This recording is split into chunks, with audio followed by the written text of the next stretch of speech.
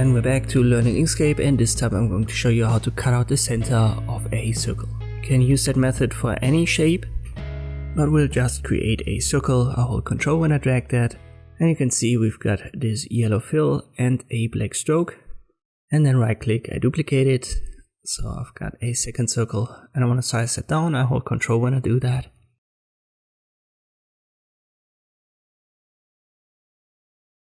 And now I position it on top of the bigger one.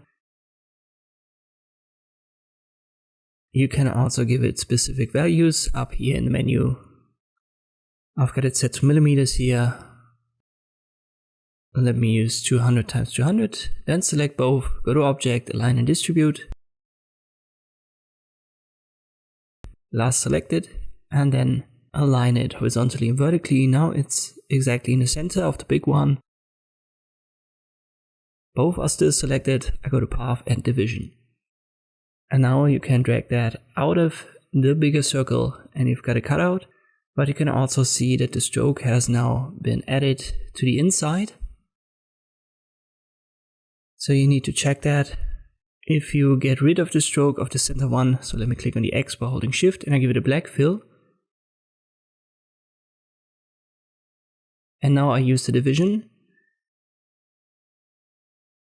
You get the cutout at these specific points. So the stroke plays a role, especially for the inner circle. So watch out what you have there before you do the division.